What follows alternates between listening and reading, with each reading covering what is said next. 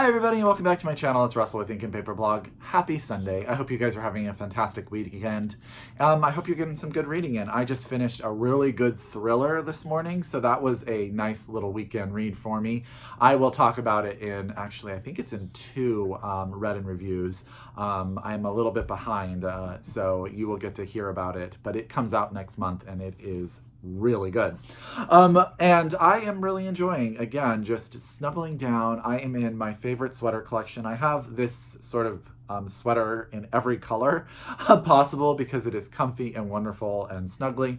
And my dogs have enjoyed that it's cold because I just put a big old blanket on and they all sort of lay and fall asleep on me and I read my books. So that has been really good. As you guys know and are aware, February is Black History Month here in the United States. So I thought I would take some time to recommend some books for you to read in that month if you were looking sort of to build a TBR. Now, I've sort of separated it into a few sections. I have 5 books that I have read, so I'm going to tell you all about them that are out and available. I have 5 or 6 books that are on my TBR that I would like to read that for no good reason I haven't. I just need to get to them. A few of them are considered sort of modern classics that I just haven't gotten to, and I plan to knock out in the next few months. And then I'm going to tell you about 3 books that are either coming out the end of this month or into February that could definitely fit into Black History Month and that I am super excited about. One of them I have read and 2 of them I have not. So there you go. It's a good mix of stuff I've read, good mix of stuff that's new, old, all sorts of stuff. And I tried to stay away. Some of the authors are very famous, but I tried to stay away from the titles that I've either talked to you a lot about on my channel and or have been talked about a lot, just in general, in BookTube, in the world, read a lot. So I'm trying to mix it up a little bit for you guys. Some of them, you guys are going to have heard about them because I just love them and I can't stop talking about them. So let's get started with the 5 books that I have read. The first one I wanted to tell you about is by Toni Morrison. Now, Toni Morrison is, in my estimation, one of the greatest American writers of all time. I have read almost everything that she has written, and I could very well have talked about Beloved, which is great. I could have talked about Song of Solomon, which I think is probably one of the best modern American classics ever written. I could have talked about The Bluest Eye, which I have talked about a number of times on my channel, but this time I'm going to talk to you guys about Sula.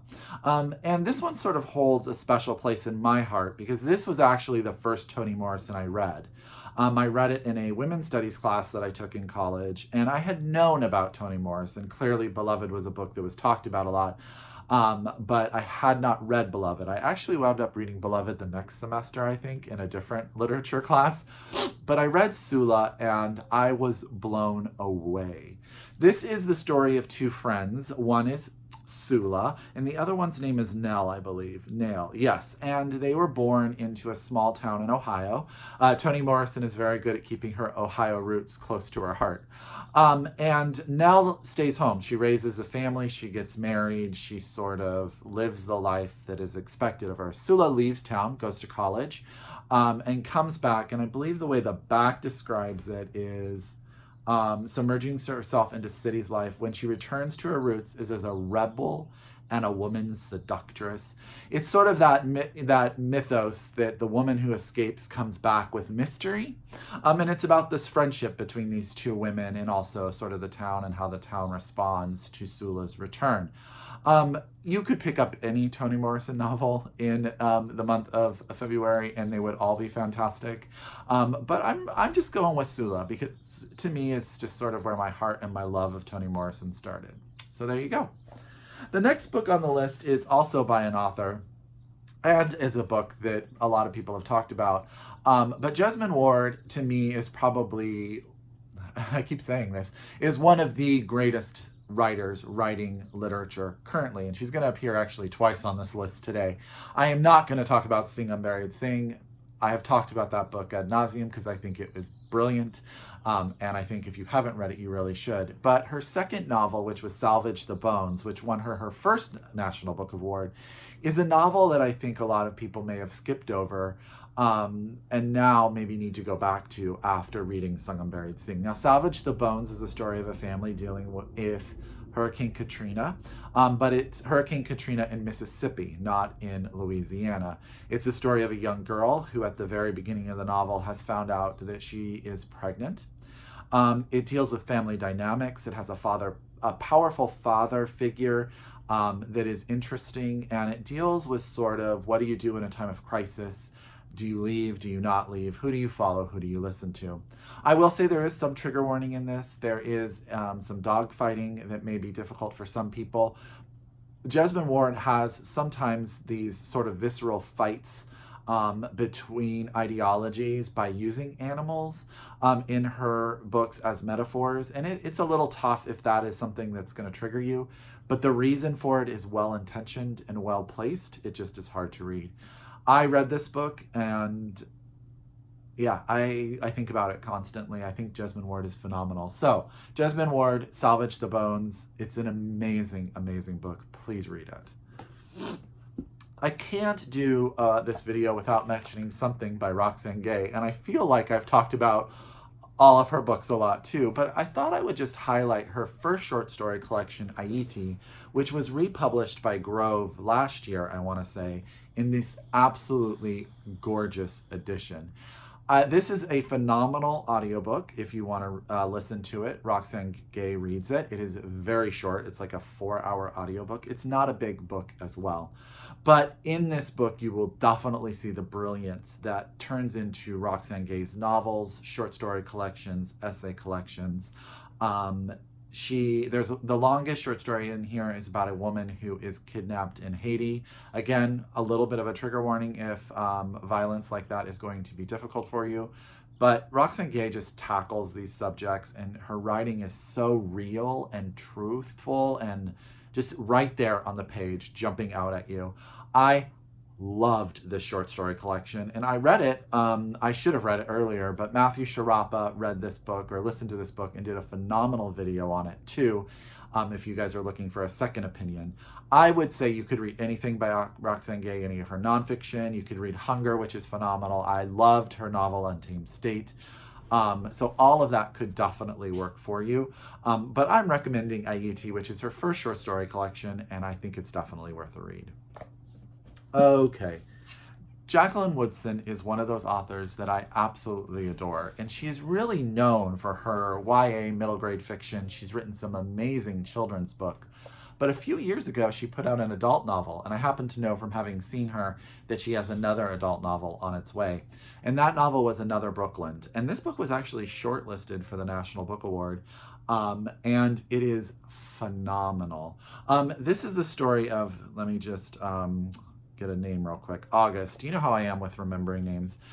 She is returning home and to Brooklyn, and she sort of runs into a long-lost friend that brings back sort of the memories of 1970s Brooklyn. Now, I would say, hold on one second. Berkeley, come on. Berkeley's in the room with me, and he's just starting to do his stretches. So if he jumps up, I apologize. She is a poet by nature. I don't know that she writes a lot of poetry per se in, what do I mean? I don't know that you would say that her books are written in like a poetry format, other than Brown Girl Dreaming, which is definitely written in verse. But you can definitely tell when you read her books that she is a poet. She just is so lyrical, and her language is so beautiful. And you guys will, once you read Another Brooklyn, you'll want to read all of her books. I absolutely promise. So this is Another Brooklyn by Jacqueline Woodson. And last but not least in this section, I'm going to tell you about a book that was actually in my last read and reviewed, and that is Heavy by Kiese Laymon. This is a memoir. I always want to make his last name French, Laymon, and it's not. I don't know why I want to do that. But this is a phenomenal, phenomenal memoir about a man basically talking to his mother about his life. She deals with addiction. He deals with addiction. He has a food addiction. He deals with other types of things. He's smart. He goes to college, but he struggles because he wants to have his own voice. And he wants to have his own voice, unfortunately, at a university that isn't ready for a young black man to speak his mind. He is so brilliant. This book is powerful. It's gut-punching. It is worth it in so many ways. I bought this at Powell's, and I'm so mad because on the trip home it chipped out a piece of the cover. But I absolutely loved Heavy by Kiese Laymon, and highly, highly recommend it. Highly. And if you want more discussion on it, please check out my last read and reviewed. I want more people to read this book, and it came out last year, and it's phenomenal. Okay, we're going to slide into the books that I haven't read. I'm going to pick up this pile beside me. A lot of these are considered modern classics, and some of them, there's one nonfiction in here that I think I've talked about before. But I'm going to start with Wench by Dolen Perkins-Valdez. This is actually the Harper Perennial Olive edition from a few years ago. There's a few editions of this book out. This is a book about a plantation in Ohio where slave masters would go on vacation with their mistresses, their black mistresses. And it is the story of, I think, 3 women that go with their masters to this plantation. I don't know why I haven't read this. Everyone I know that has read this has raved about it. So I think actually I'm going to start this one pretty soon. I think this olive edition is beautiful, but I saw the edition when I was putting it in my Goodreads, and that edition was also beautiful. So this is a book that you can buy in many beautiful, beautiful editions. So that's Wench by Dolen Perkins-Valdez. The next book is getting back to Jasmine Ward. After she won her second National Book Award, let me see who did this. Scribner released her first novel again, Where the Line Bleeds. This is the story of twin brothers in Mississippi. They are raised by their blind grandmother because their parents have been missing. And this is the story over one summer. They're looking for work. They're looking for sort of purpose. And their father and mother return. Now, the father has left town for a better job and is returned. The mother deals with addiction. Jasmine Ward just paints, and it sets such reality to the world of Mississippi that she has chosen to sort of bunker her literature in, and she is just amazing. I was going to read you guys the first paragraphs of this because I was flipping through it to make sure that I could talk about it. And she talks about the river. The prose is just phenomenal. So this is Where the Line Bleeds by Jasmine Ward. This is her first novel, and it was just reissued last year after she won her second National Book Award. The nonfiction on this list is going to be Just Mercy by Bryan Stevenson. I feel like I don't need to talk about this book a lot, but this is a nonfiction book about a man who talks about the justice system in America and what he is doing to ratify some of the injustices that are going on. I'm only going to say this because I flipped through to make sure, but Desmond Tutu, who won the Nobel Peace Prize, blurbs this book. And he says, Bryan Stevenson is America's young Nelson Mandela, a brilliant lawyer fighting with courage and conviction to guarantee justice for all. I don't know why I haven't read this. Everyone I know that's read this says this book is brilliant. And yeah, that's on me. But this is Just Mercy by Bryan Stevenson. Okay, 3 more in this section. The next one is The Darkest Child by Delores Phillips. This is out by Soho. This is the story of a young girl. I think she is like a child in a family of 6. Or is it 12? 6th of 10 fatherless siblings. Goodness. I'm from a family of 8, so I get all those big families mixed up. I will say that this is a book about a middle child. She is sort of considered the ugliest child by her mother because of the color of her skin. Her mother makes most of the children leave school early to work. However, her daughter, Roselle, is brilliant and is chosen to be one of the first Black girls into an integrated school. And this is that story. This is about a mother and a daughter. This is about society. This is about everything that was going on in the 50s. I think this is late 50s, right? 58. I've heard this book is heart-wrenching, heartbreaking, and totally worth the read. And I think this edition actually has an introduction by Tayari Jones. So that's The Darkest Child by Delores Phillips. Yeah, I bought this book with the intention of reading it right away, and even the first few pages were like, whew. And so I was like, okay, I need to be in the mind space for it, and I need to get there. The next book I actually have 2 copies of. I was talking to you guys about Wench and how there are many brilliant copies of it. There are many brilliant copies of this book as well, and that's Passing by Nella Larsen. This is the Penguin edition, and this is the Restless Classics edition. Both gorgeous. This is the story of 2 women who are African American but white passing, and one marries a white man and leaves the African American community, and one does not. And this is the story of their friendship, or their relationship. Interestingly enough, I hear that this book also has some sort of undertones of lesbian romance and deals with all of that. I have not heard a bad word about this book. Everyone I know that's read it, and I think this is actually going to be the next book club book pick for my book club. We are going to read this one, so I am super excited, and I am just collecting these beautiful editions of this book. Okay. Last but not least, and this is so that you can do sort of a book-movie tie-in, is the novel If Beale Street Could Talk by James Walden. If Beale Street Can Talk is currently a movie that is getting a lot of Oscar buzz, and Regina King is up for supporting actress. I think Regina King is one of the most phenomenal actresses that is working today. I think she's freaking brilliant. So I'm really hoping that she wins. This is the story of a young couple. I believe the main character is a 19-year-old girl who finds out she's pregnant by her boyfriend. They have every intention of getting married when he is convicted of a crime he is not guilty of and put in prison, and this is all about his family and her getting him out of prison and what they do. This is the movie tie-in, and normally I don't do movie tie-in covers, but I think this is just a beautiful cover. And the couple that plays the lead couple are gorgeous in this movie. So I am super excited about this. We may actually read this book in tandem with Passing in my book club. And yeah, I need to read more James Baldwin. I could have picked Giovanni's Room, which I've read, or Go Tell It on the Mountain, which I've read, to talk about you with in this video. They are both excellent. Fire Next Time, absolutely excellent nonfiction. But I wanted to do one that I haven't read, and that is the If Beale Street Could Talk by James Baldwin, which I'm super excited to. Last but not least in this video, real quick, 3 books that are coming out. The first book I talked about in my last read and reviewed, absolutely adored this novel, We Cast a Shadow by Maurice Carlos Ruffin. This book is brilliant. I think it will be everywhere. I think we will be talking about it at award season. This is a racial satire about a black father in a world that is sort of offset from ours, where racism is even more prevalent than it is in our society. His son, who is of mixed race, it has these birthmarks that are darker in color than his normal skin tone, and he is trying to become a partner in a law firm in order to afford a procedure that will basically change the pigmentation in his son's skin and change his possibilities in life. This book will make you scream. This book will make you cry. This book will make you think. It is everything you need. It is freaking brilliant. That's We Cast the Shadows by Maurice Carlos Ruffin.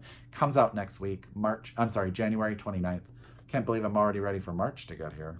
The next book probably needs no discussion. It comes out on February 5th, and that's Black Leopard, Red Wolf by Marlon James. This is being touted as the African Game of Thrones. This is the first in a fantasy series.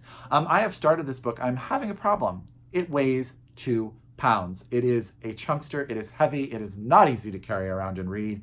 But this is the story. It's like one of those epic fantasy stories about a group that goes on to search for a child who has gone missing. We have a main character, so it brings together a group of different heroes in order on this search. 1, this cover is flippin' gorgeous. 2, I have heard rave reviews across the board for Marlon James's Black Leopard, Red Wolf. Comes out on February 5th. Don't miss it. If that's sort of your thing, I think this is going to be another big book of the year. It's his follow-up to Winning the Man Booker, so it's one of those things where you're just like, yeah, a lot of pressure. The last book actually comes out on February 19th that I want to tell you about, and that's The Care and Feeding of Ravenous Hungry Girls by Anissa Gray. This is out from Berkeley. I need to thank Berkeley, Riverhead, and One World for sending me all these early copies. I'm super excited to read all of them. The Care and Feeding of Ravenous Young Girls is the story. I'm gonna just read the back to you guys. just to make sure. It says the Butler family has had their share of trials. As sisters, Althea, Viola, and Lillian can attest, but nothing prepares them for the literal trial that will upend their lives. Althea, the eldest sister and substitute matriarch, is a force to be reckoned with, and her younger sisters have alternately appreciated and chafed at her strong will. They are stunned as the rest of the small community when she and her husband Proctor are arrested, and in a heartbeat, the family goes from one of the most respected in town to an utter disgrace. The worst part is, not even her sisters are sure exactly what happened. As Althea awaits her fate, Lillian and Viola must come together in the house they grew up in to care for their sister's teenage daughters. What unfolds is a stunning portrait of the heart and core of an American family, and a story that is as page-turning as it is important. This video is getting long. I believe this book flips between points of views between the three sisters. I think this cover is gorgeous, though this cover sort of format is becoming a little bit prominent. You've seen it a number of times, but I think everything about this book sounds amazing. So that's The Care and Feeding of Ravenous Hungry Girls by Anissa Gray. This comes out from Berkeley Presses on February 19th, 2019. So that was a whole stack of books that I hopefully give you some recommendations for Black History Month. All of them are a variety. I hope that you really got something in there that you can read in the next month, and tell me all about it in the comments down below. As always, if you're a return subscriber to my channel, thank you so much. I really, really appreciate it. If you are new to my channel, I hope a bunch of these books wind up on your TBR and you stay around to see what I do next. As always, until next time, I wish you happy reading, and I'll talk to you later. Bye!